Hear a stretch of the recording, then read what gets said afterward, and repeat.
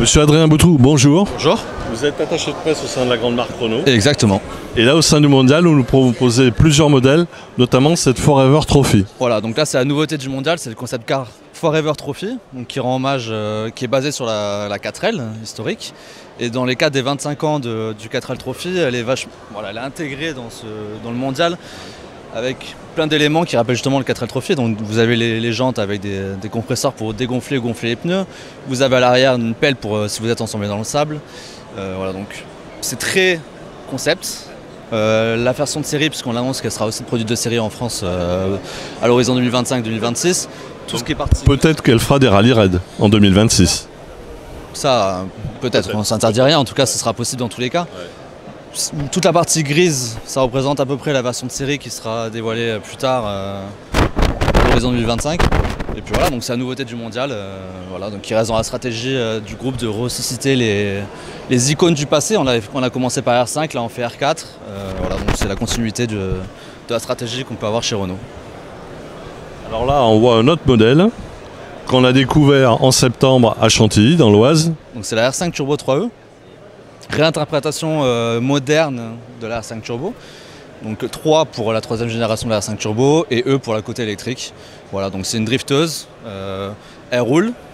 On ne s'interdit pas non plus de la produire en quelques exemplaires si l'intérêt est présent. Et puis voilà, vous pouvez voir, elle est très, très sympa, très futuriste, avec plein d'éléments. Vous avez le logo intégré dans la carrosserie, vous pouvez voir en écartant le truc. Voilà, les couleurs de chez Renault, jaune, noir, voilà, donc un grand succès en tout cas. Elle est déjà prête hein, avec l'arceau, les sièges baquets. En tout cas, elle roule. Voilà. Après, elle est prête pour les compétitions automobiles, ça c'est autre chose, voilà. Il faut l'homologuer, etc. C'est d'autres étapes, mais en tout cas, elle est produite, elle est faite pour ça. D'ici peut-être 1 an, 2 ans. Tout est possible. Tout est possible, on s'interdit rien là-dessus. Ouais, bien sûr. C'est impossible. Donc 100% électrique, donc batterie dans le plancher. Voilà, donc, vous avez déjà une idée de l'autonomie au point de vue kilométrage? Non, ça c'est pas quelque chose c'est encore trop tôt pour en parler effectivement, c'est un prototype, c'est un show-car. Ouais.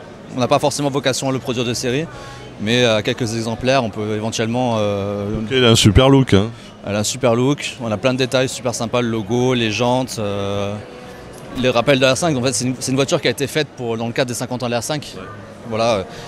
Donc c'est l'année 2022, donc 50 ans de la R5. C'est la dernière partie, si vous voulez, de l'hommage qu'on peut rendre à la R5. On avait présenté déjà la R5 qui est derrière vous en jaune, qui était la première voiture pour ressusciter la R5, donc qui sera produite de série en 2024. Donc elle est à peu près à 90-95%. Elle ressemble à 90% à ce qu'elle sera de série en tout cas. Voilà. Ouais. Voilà, en tout cas, celle-ci en 2024, c'est quasiment sûr. Elle sera produite en France, elle sera produite, il n'y a aucun souci, comme la 4L, comme la Future Espace qui est présentée là-bas avec le Scenic Vision. Elle sera produite. Ce que vous voyez là, ce sera 90-95% ce qu'elle sera de série. Après, il y a toujours des aménagements en termes des homologations, des protections, des chocs piétons, etc. Voilà, donc ça, c'est... Il y aura des petites choses après à rectifier ou améliorer selon... Oui, déjà en termes d'homologation, ça reste un concept car qu'on a présenté l'année dernière dans le cadre de la nouvelle stratégie Renaulution présentée par Luca De Meo pour la nouvelle identité de marque et la révolution de la marque. C'est une voiture qui sera à 90%, qui est en l'état. C'est déjà bien avancé là. Bien avancé, il manque juste l'intérieur que vous n'avez pas encore pu découvrir. Là vous voyez l'extérieur. Il y aura quelques ajustements j'imagine en termes de sécurité pour les piétons, pour les homologations, etc. Mais en gros voilà, vous voyez à 90% ce que ce sera dans le futur. Quoi. Voilà. Et ce beau jaune Renault, magnifique. Renault effectivement qui rencontre beaucoup de succès, les gens apprécient beaucoup la couleur. Et on espère que la version de série sera aussi réussie, ce sera le cas bien entendu, et que son public sera au rendez-vous également.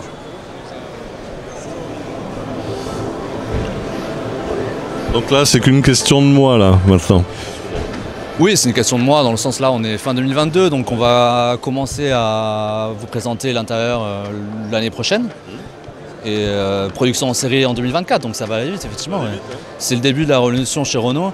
On a la R5 2024, on aura la 4L et le Future Espace en 2025.